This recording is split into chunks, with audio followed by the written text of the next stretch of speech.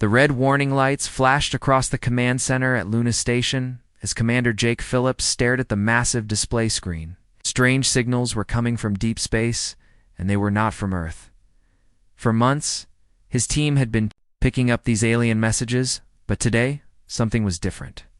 The signals were stronger, more urgent, and they carried the sound of war. Dr. Lisa Morgan rushed into the command center with a tablet in her hands. Her face was pale, and her usually neat hair was messy from working all night. She had been leading the team that tried to understand these alien languages, and now she had news that would change everything. "Commander, you need to see this right away," she said, breathing hard. "We finally broke through their communication codes. There are 3 different alien races out there, and they have been fighting each other for over 200 years. Jake took the tablet and looked at the translated messages. His eyes grew wide as he read reports of entire planets being destroyed, billions of lives lost, and weapons that could turn stars into dust. The scale of the war was beyond anything humans had ever imagined. "How many of them are there?" Jake asked. "Each empire controls thousands of star systems," Lisa replied. "Zephyrian hegemony uses energy weapons that can cut through anything. The Krillian Dominion has billions of insect-like soldiers that think as one mind. The Valdris Empire has warriors with shields that can stop almost any attack." Captain Ryan Cole entered the room just as Lisa finished speaking. He had just returned from a scouting mission to the outer edges of the solar system in his ship, the Ed's Horizon. His uniform was still dirty from the long journey, and his face showed the worry of what he had seen. "Commander, I have bad news," Ryan said. "I found debris fields out there. Pieces of alien ships, destroyed planets, and signs of massive battles. The war is getting closer to our part of space." Jake felt a chill run down his spine. Always thought it was alone in the universe, but now they knew better. Not only were there other intelligent species, but they were locked in a war that had been going on since before humans had invented the wheel. Admiral Helen Burke arrived at Luna Station 3 hours later. She was a tough woman who had spent her whole life in the military, and nothing usually surprised her. But when she saw the evidence of the alien war, even she looked shocked. "How long do we have before they notice us?" she asked. Peter Kim, the station's intelligence expert, pulled up star charts on the main screen. "The good news is that they seem to have completely missed us. Earth is in a quiet part of space that none of them care about. The bad news is that their war is spreading, and eventually they will find us." Lisa had been studying the alien cultures while they talked. She discovered something that made her hands shake as she read her notes. "Admiral, I found something important. All 3 of these species used to be peaceful. They were traders and explorers, just like we hope to be someday. But they found something that made them fight." "What did they find?" Helen asked. "An ancient site with technology from a race that died out long ago. Each empire thinks they have the right to control it. What started as a small argument has turned into a war that has killed more beings than we can count." The room fell silent as everyone thought about what this meant. Somewhere out there, 3 powerful alien empires were tearing the galaxy apart over something that belonged to a dead civilization. Earth was a tiny, unknown world that could be destroyed by any one of these empires without them even noticing.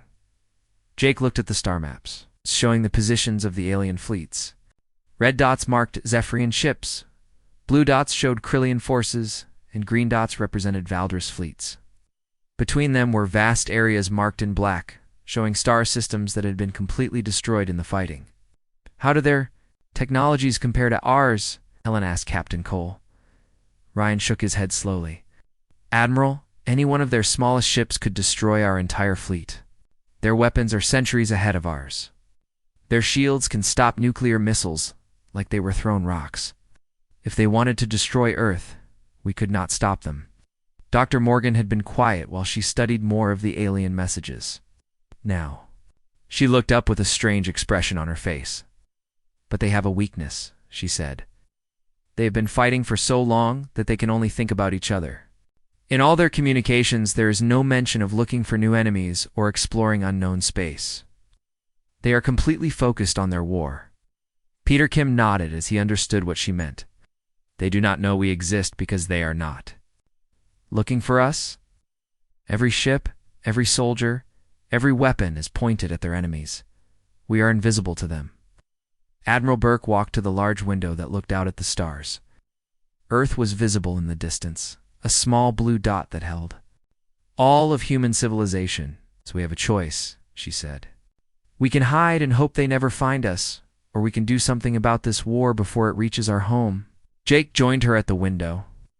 What could we possibly do against empires that have been fighting for 2 centuries? We do not have their weapons or their numbers. Maybe that is exactly why we can do something, Helen replied. They have been fighting the same war for so long that they cannot see any other way. But we are new to this. We might see solutions that they have missed. Lisa brought up more translations on her tablet. Admiral, look at this. In the past 50 years, the war has reached a stalemate. None of the 3 empires can win, but none of them will surrender. They are slowly destroying themselves and everything around them. Their supply lines are stretched thin, Peter added, studying tactical reports. They have been using the same strategies for decades. Each side knows exactly what the others will do. Captain Cole had an idea forming in his mind. Admiral, what? If the problem is not that we are too weak to fight them, what if the problem is that they are too busy fighting each other to defend against someone new? Helen turned from the window with a look that Jake had never seen before. It was the look of someone who had just realized that an impossible problem might have a solution after all. Commander Phillips, she said, I want you to prepare a full report on everything we know about these 3 empires. Captain Cole, get your ship ready for extended reconnaissance missions. Dr. Morgan, keep working on their languages and find out everything you can about their cultures. What are you planning, Admiral? Jake asked.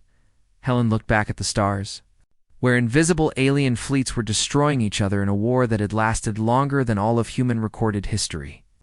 I am planning to do something that none of those 3 empires will expect, she said.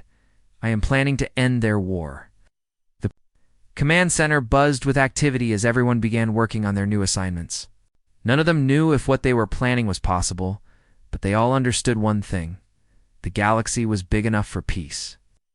If someone was brave enough to make it happen, outside the station windows, the stars continued to shine, hiding the greatest war the universe had ever seen. But for the first time in 200 years, there was hope that the fighting might finally end. President Catherine Walsh sat in the secure conference room deep beneath the White House, reading the report that Admiral Burke had sent from Luna Station. The papers in front of her contained the most important information in human history, but also the most dangerous. 3 alien empires were destroying the galaxy, and Earth was directly in their path. How certain are we about this intelligence? She asked Admiral Burke, who appeared on the large screen from Luna Station. Completely certain, Madam President, Helen replied. We have intercepted thousands of their communications and mapped their fleet movements. The war is real, and it is getting worse every day. Colonel Danny Murphy stepped forward from his position. Near the wall, he was known throughout the military as the best strategic mind of his generation. Someone who could find ways to win battles that others thought were impossible. Madam President, I have been studying their tactics for weeks. I believe we have an opportunity. Catherine looked at him with surprise. An opportunity? Colonel, these empires have weapons that can destroy our entire planet. How is that an opportunity? Danny activated a holographic display that showed the positions of the 3 alien fleets. Red, blue, and green dots filled the space around Earth, each representing ships that could easily defeat anything humans could build. The opportunity is not in fighting them directly. It is in the fact that they are so focused on each other that they cannot see anything else. Explain, the President said. For 200 years, these 3 empires have been locked in the same patterns of attack and defense. They know each other so well that every battle is predictable. None of them are prepared for something completely different. Chief Engineer Karen Lewis joined the meeting from the secret military facility in Nevada, where she had been working on new weapons. Her team had been developing advanced technology for years, not knowing they would need it to fight aliens. Madam President, we have been working on something that might help. The screen changed to show sleek, dark ships that looked nothing like the traditional human vessels. These were longer and thinner, with strange angles that seemed to bend light. Around them, we call them Terra-class battleships. They use new technology that we developed by studying deep space. What makes them special? Catherine asked. 3 things, Karen replied. First, they are nearly invisible to most sensors because they mimic the background radiation of space.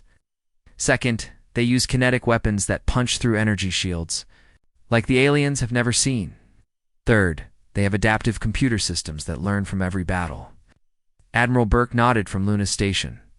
The aliens have spent centuries perfecting their energy weapons and shields, but they have never had to deal with simple, kinetic weapons moving at extreme speeds. Colonel Murphy brought up tactical simulations on the display. Madam President, I propose Operation Silent Thunder. Instead of choosing one side to help, we attack all 3 empires at the same time. The room fell silent. Even the president looked shocked by the suggestion. Colonel, that sounds like the fastest way to get all 3 empires to unite against us. That would be true if they knew we were attacking them, Danny replied with a smile. But what if each empire thinks one of the other empires is responsible for the attacks? Dr. Lisa Morgan, who had been listening from Luna Station, spoke. Up on the communication system, Colonel Murphy is right, Madam President. These empires hate each other so much that they cannot imagine a 4th party joining the fight. If the Zephyrian base is destroyed, they will automatically blame the Krillians or the Valdris. Walsh stood up and walked to the window, even though it only showed the underground walls of the bunker. The weight of the decision she was about to make felt heavier than anything she had ever faced. You are asking me to authorize humanity's first act of war against alien civilizations? Are we ready for this, Madam President? Admiral Burke said from the screen. If we do nothing, the war will eventually reach Earth. When it does, we will have no chance to defend ourselves. But if we act now, while they are focused on each other, we might be able to end the war entirely. Karen Lewis added more technical details. Our Terra-class ships can strike anywhere in the galaxy within weeks. The aliens use predictable supply. Routes that we have already mapped can hit their most important targets while making it look like their enemies did it. Colonel Murphy pulled up a detailed battle plan. The first strike will be against a Zephyrian supply depot in the Centauri region. Lieutenant Amanda Foster will lead the attack, using a ship disguised with Krillian technology signatures. When the Zephyrians find the wreckage, they will see evidence pointing to the Dominion. Lieutenant Foster appeared on another screen from the military base where the new ships were being prepared. She was young, but had proven herself as one of the best pilots in the Earth Defense Force. Madam President, my team is ready. We have studied Krillian attack patterns and can make our strike look exactly like something they would do. How do we know this will work? The President asked. Dr. Morgan answered from Luna Station. Because we have been monitoring their communications for months. Every time something unexpected happens, they immediately blame one of their enemies. Their hatred has made them blind to other possibilities. General Marcus Stone, who had been quiet during most of the meeting, finally spoke. Madam President, I have been coordinating with our military leaders around the world. We can launch simultaneous attacks on 17 different targets across the galaxy. Each attack will be designed to increase suspicion between the 3 empires. Catherine Walsh looked around the room at the faces of the people who were asking her to make the most dangerous decision in human history. These were not reckless soldiers looking for glory. These were careful, intelligent people who had studied the problem and found what might be the only solution. We do this, there is no going back, she said. Once we fire the first shot, humanity will be committed to seeing this through to the end. Yes, Madam President, Admiral Burke replied. But if we do not do this, we may not have a future to worry about. The President returned to her chair and looked at the reports one more time. The numbers were staggering. Billions of beings had already died in the alien war. Entire star systems had been reduced to rubble. And the fighting was spreading toward Earth every day. Very well, she said finally. I authorize Operation Silent Thunder. But I want constant communication with all our forces, and I want the option to call off the attacks if something goes wrong. Colonel Murphy smiled for the first time in weeks. Thank you, Madam President. Our first strike will launch in 72 hours. Lieutenant Foster saluted from her screen. Hey, my team will not let you down, Madam President. The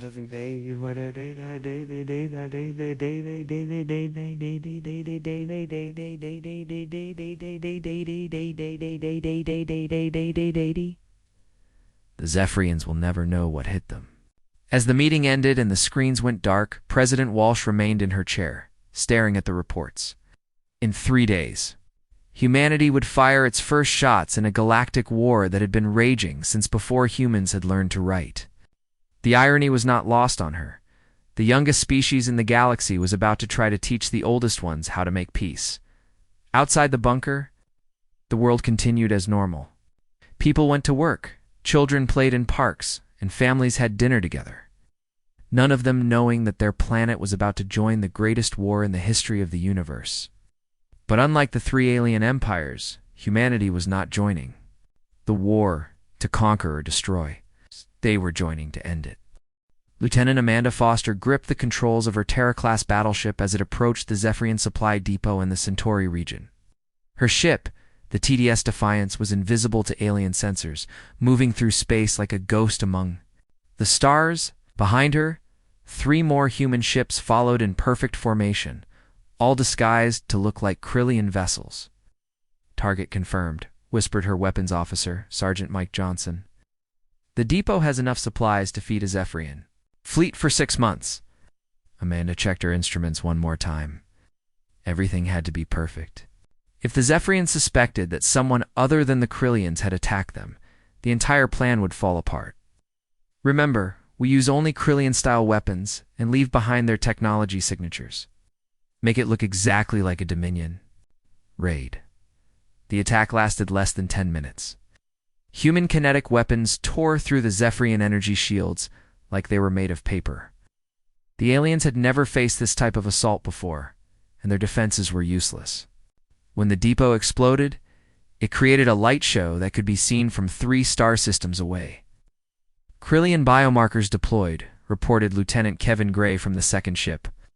"Any investigation will show that Dominion soldiers were here." Amanda smiled as they jumped away from the destruction. Mission accomplished. The Zephyrians will be furious, and they will blame their old enemies. 3 hours later, the Zephyrian High Command received reports of the attack. Just as Dr. Morgan had predicted, they immediately assumed the Krillians were responsible. Within 6 hours, a massive Zephyrian fleet was heading toward Krillian space. Ready for revenge? At the same time, Captain Nicole Gray was leading her own mission on the other side of the galaxy. Her fleet of 5 ships had been modified to look exactly like Valdris warships, complete with their distinctive shield generators and plasma cannons. Her target was a Krillian breeding facility that produced millions of new soldiers every year. "Krillians will never expect an attack here," she told her crew as they approached the heavily defended planet. "This facility is deep in their territory, surrounded by their strongest defenses." The Krillian hive mind had grown confident after 200 years of war. They believed their territory was safe from surprise attacks, but human ships could move through space undetected, and human tactics were unlike anything the aliens had seen before. Nicole's attack was brutal and efficient. Her ships used modified Valdris weapons to destroy the breeding facility's shields, then deployed kinetic bombardment to level the entire complex. Millions of unborn Krillian soldiers died in the flames, and the collective consciousness felt the loss like a physical wound. "Valdris weapon signatures confirmed at the target site," reported her tactical officer. "The hive mind will think the Empire launched a sneak attack." Back on Earth, Dr. Tony Rodriguez sat in his office studying reports about alien psychology. He was the world's leading expert on how different species thought and reacted, and his job was to predict what the 3 empires would do next. "Colonel Murphy," he said over the communication system, "the attacks are working better than we hoped. The Zephyrians have already launched 3 revenge strikes against Krillian outposts. The Dominion is preparing to attack both the hegemony and the Empire. The Valdris think everyone is plotting against them." Danny Murphy looked at the tactical displays showing alien fleet movements across the galaxy.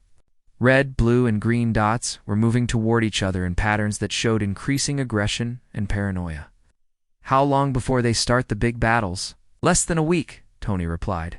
"The 200 years of hatred is finally boiling over. They are so angry that they cannot think clearly anymore. General Marcus Stone was coordinating the next phase of human attacks from his command center in Colorado. His job was to keep all three empires fighting each other while making sure they never suspected that humans were involved. "We have 17 more targets ready for simultaneous strikes," he reported to Admiral Burke. "Communication relays, supply, convoys, and command centers. Each attack will be designed to look like the work of one of the other empires." The next wave of human attacks came 48 hours later. Across the galaxy, human ships struck at the heart of all three empires. Military networks. A Zephyrian communication hub was destroyed by weapons that looked Valdrus. A Krillian supply convoy was eliminated using Zephyrian energy signatures. A Valdrus command center was leveled by an attack that appeared to come from the Dominion. Dr. Lisa Morgan monitored alien communications from Luna Station as the attacks created chaos throughout the galaxy. "Admiral, you should hear this," she said, playing a translated Zephyrian message. Oh. "Their fleet commanders are reporting that both the Krillians and Valdrus have developed new weapons and tactics. Oh. They think their enemies have been secretly preparing for a final assault." Similar confusion was spreading through the other empires. The Krillian hive mind, which had always thought as one unified consciousness, was beginning to show cracks. Some clusters of the collective were questioning whether their war strategy was still working. "The Dominion is experiencing something they have never felt before," Dr. Rodriguez explained. "Individual doubt within a hive mind. Some Krillian groups are starting to think independently for the first time in their species' history. The Valdrus Empire was reacting with typical warrior pride, but their anger was making them careless. Their fleets were abandoning defensive positions to launch aggressive attacks against both other empires at once." Marine. Colonel Scott Adams had a different job than the Space Forces. His teams were infiltrating alien-controlled worlds, gathering intelligence, and eliminating key military leaders. Using advanced camouflage technology, human soldiers could move among alien populations without being detected. "The Zephyrians have no idea we are here," he reported from a crystalline city on their capital world. "My team has identified 12 high-ranking military commanders. When they disappear, it will look like Krillian assassins were responsible." His special forces operations were surgical and precise. Alien leaders would vanish without a trace, leaving behind only evidence that pointed to their enemies. The paranoia was growing so strong that the empires were starting to suspect traitors within their own ranks. Commander Rachel Stone made the most important discovery during this phase of the operation. While studying ancient star charts, she found the location of the archaeological site that had started the entire war 2 centuries ago. "Admiral, I found it," she reported excitedly. "The precursor ruins are hidden in an asteroid field at the galaxy's core. But here's the interesting part. None of the three empires actually control the site. They have been fighting over something that none of them possess." Admiral Burke studied the star charts that Rachel had discovered. The ancient ruins were surrounded by the wreckage of countless battles, but no empire had been able to claim the site completely. So they have been destroying the galaxy for 200 years over something that is still unclaimed. "Exactly," Rachel replied. "The site has become a symbol of their war rather than its actual prize. They are fighting for the idea of winning, rather than for what they might actually gain." Dr. Morgan made another disturbing discovery while analyzing recent alien communications. "Admiral, all three empires are preparing for something big. They are moving their most powerful fleets toward the core systems." "What kind of something big?" Admiral Burke asked. "A final battle," Lisa replied with worry in her voice.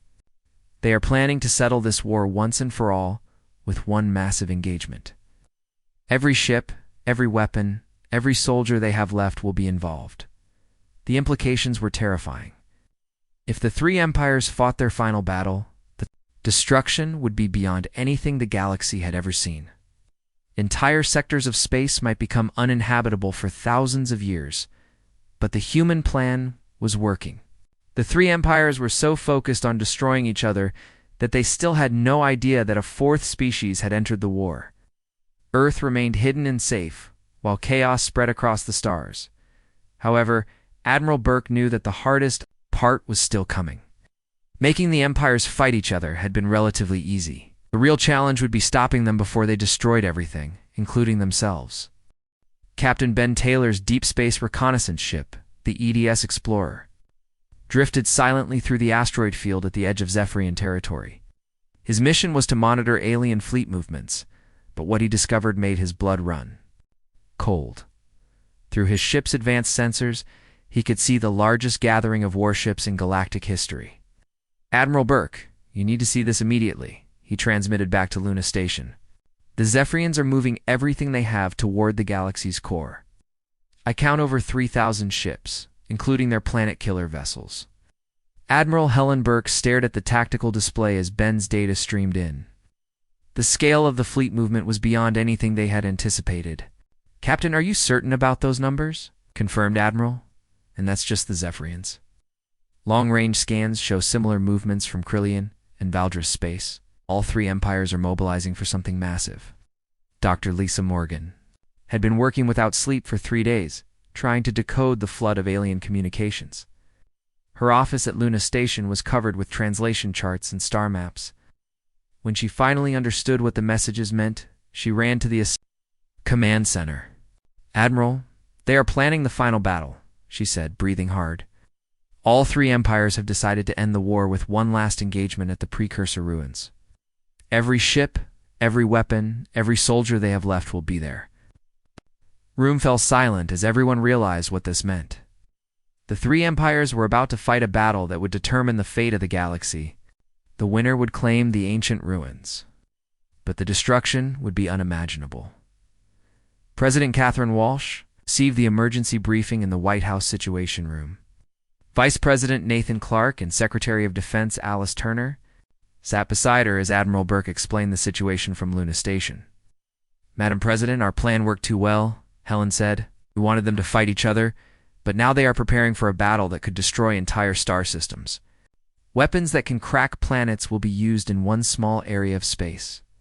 Nathan Clark leaned forward with concern. "How many ships are we talking about?" "Over 10,000 warships from all three empires," Admiral Burke replied. "That's not the worst part. Our intelligence shows that each empire has built doomsday weapons as a last resort. If they cannot win the battle, they plan to destroy the precursor ruins and everything around them." Alice Turner studied the tactical reports. "What kind of doomsday weapons?" Dr. Morgan appeared on the screen from Luna Station.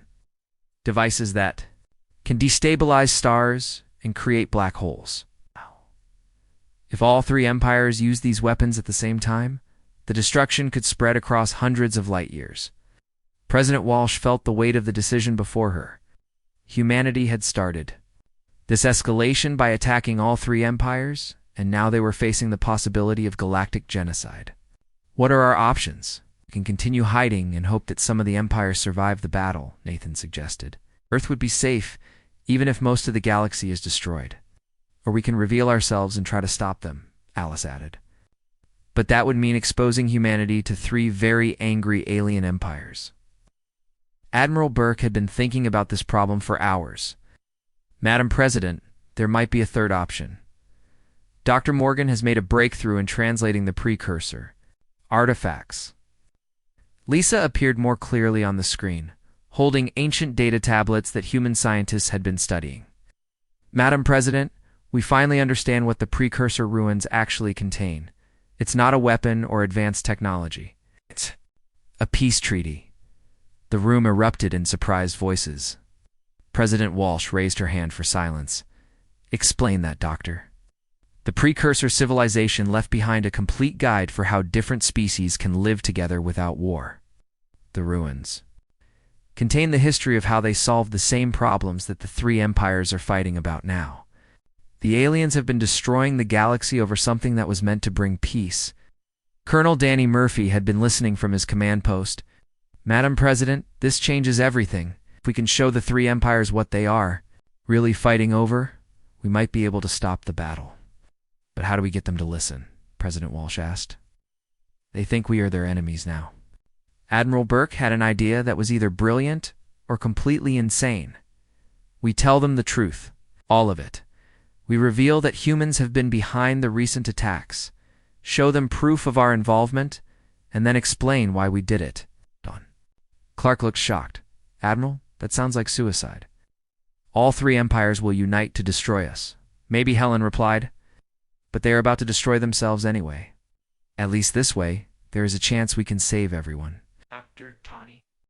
Rodriguez joined the conversation from his research facility. Admiral Burke is right, Madam President. My psychological analysis shows that the three empires are so focused on their final battle that they might actually listen if someone offers them a way to win without fighting. President Walsh looked around the room at her advisors. The decision she was about to make would either save the galaxy or doom humanity. What exactly are you proposing, Admiral? Captain Jake Phillips will broadcast a message on all alien communication frequencies simultaneously. We will announce humanity's presence, prove our involvement in recent attacks, and offer to share what we learned from the precursor ruins. Captain Jake Phillips had been preparing for this moment since the operation began. From Luna Station's main communication array, he could reach every alien ship in the galaxy at the same time. Madam President, my team is ready. They've prepared. The message in all three alien languages. The President closed her eyes and thought about the future of humanity. If they did nothing, the three empires would destroy each other and possibly take half the galaxy with them. If they revealed themselves, humanity might be destroyed instead. But there was also a chance, however small, that they could end the war and save everyone. Do it, she said finally. Broadcast the message. Jake activated the communication array and began speaking. His words were translated instantly into Zephyrian crystal harmonics, Krillian bioelectrical patterns, and Valdris warrior code. Across the galaxy, on thousands of alien ships, the message played simultaneously. Attention all forces of the Zephyrian hegemony, Krillian dominion, and Valdris empire. This is Captain Jake Phillips of the species known as humans. We are a fourth intelligent race that has been watching your war. We are responsible for the recent attacks on all three of your empires. The reaction was immediate and explosive. On Zephyrian ships, crystal beings flashed with anger. In Krillian vessels, the hive mind buzzed with confusion and rage. On Valdris, warships, reptilian warriors roared for blood. But Jake continued his message. We attacked you not to join your war, but to end it. We have studied the precursor ruins that you have been fighting over. The ancient civilization left behind a message of peace, not weapons of war. You have been destroying the galaxy over something that was meant to unite it. Admiral Burke watched the tactical displays as alien fleets began changing course. Instead of heading toward the galactic core for their final battle, ships from all three empires were turning toward Earth. Madam President, she reported. They are coming. All three empires are heading for our solar system. President Walsh felt a chill run through her body. How long do we have? 48 hours until the first alien ships reach Earth, Admiral Burke replied. In 2 days, humanity would face the three most powerful military forces in the galaxy. The species that had hidden in the shadows for months was about to step into the light, and the entire universe would be watching. The massive alien fleets arrived at the edge of Earth's solar system exactly 48 hours after Captain Jake Phillips broadcast his message. Admiral Helen Burke watched from Luna Station as thousands of ships appeared on her sensors. Crystal vessels glowed like stars. Krillian biomechanical ships pulsed with organic energy, and Valdris warships bristled with weapons and armor. Admiral, we are receiving transmission requests from all three empires, reported communications. Officer Lucy Barnes? They all want to talk, but none of them trust the others enough to communicate together. Helen had expected this. 200 years of hatred could not be erased with a single message.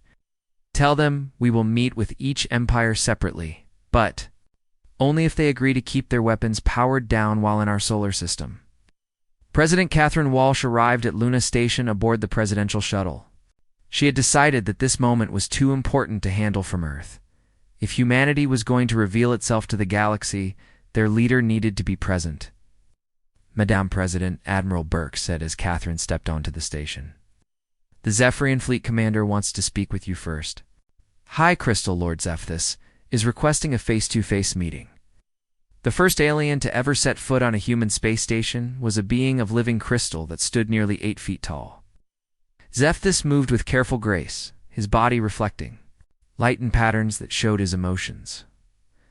Dr. Lisa Morgan served as translator, having spent months learning to read the complex light signals. "The Crystal Lord says he is curious about our species," Lisa translated. "He wants to know how humans learn to fight like Krillians and Valdris while remaining completely hidden."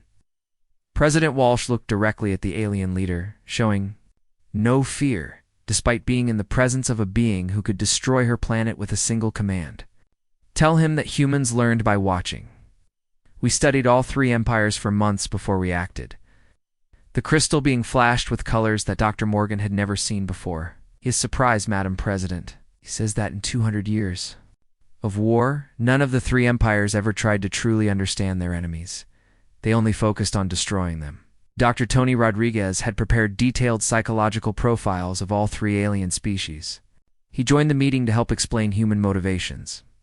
"Crystal Lord, your people fight using energy and technology. The Krillians use numbers and biological warfare. The Valdris use honor and tactics. But humans fight using adaptation and deception." Xerxes' crystal body began to pulse with soft blue light, which Dr. Morgan recognized as deep thought. He asks why we chose to reveal ourselves instead of simply letting the 3 empires destroy each other.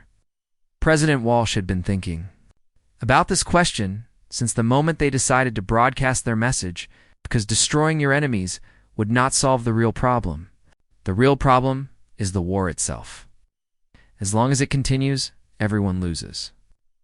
The meeting with the Krillian representatives was more difficult. The hive mind sent 3 queens who could speak for billions of individual Krillians. Their insect-like bodies and collective consciousness made communication challenging. But Dr. Morgan had learned to understand their bioelectrical signals. "The queens are confused," she translated as the alien beings clicked and buzzed at each other. They say, "The hive mind cannot understand the concept of deception. Individual Krillians never lie to the collective, so they did not recognize our false attacks." Colonel Danny Murphy explained the human strategy. "We used your own strength against you, because you think as one mind you could not imagine that. A single species could pretend to be 3 different ones." One of the queens moved closer to Murphy, studying him with compound eyes that reflected thousands of tiny images. Dr. Morgan listened to the complex electrical patterns. "She says the hive mind has been experiencing something new since our attacks began. Individual thoughts. Some Krillians are questioning the collective for the first time in their species' history. Is that good or bad?" President Walsh asked. "Queens are not sure," Lisa replied. "They say it is frightening, but also exciting. For the first time, Krillians are thinking about peace instead of just survival." The Valdris delegation was the most challenging of all. General Warprime Valdrock was a massive reptilian warrior who had personally led battles against both other empires. His honor guard filled the meeting room with the smell of combat chemicals and barely controlled aggression. The Warprime wants to know why humans did not challenge the empires to honorable combat. Dr. Morgan translated his growling speech. He says our deception was cowardly. President Walsh stood up to face the alien general, even though he towered over her. "Tell him that humans fight to win, not to satisfy honor. We fight to protect our families and end suffering." Valdrock's scaled face showed what might have been surprise. "Through Dr. Morgan," he replied. "He says that in all his years of war, he never considered that victory could mean something other than defeating enemies." Admiral Burke had prepared the most important part of the negotiations. Activated a holographic display showing the precursor ruins and the translated artifacts. "Warprime, we want to show you what your people have really been fighting over." The ancient messages played in the room translated into all 3 alien languages simultaneously. The precursor civilization had faced the same conflicts that were destroying the galaxy now. Different species competing for resources, territory, and the right to survive. But instead of endless war, they had learned to cooperate. "The precursors were not one species," Dr. Morgan explained. "They were 3 separate races, just like your empires. They fought for centuries before they realized that working together made them all stronger. War Prime Valdrak's eyes widened. As he understood the implications, he asks what happened to the precursors if they achieved peace.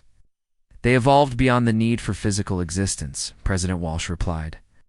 They became something greater than any individual species could achieve alone. The breakthrough came when Captain Ryan Cole led the first joint expedition to the precursor ruins.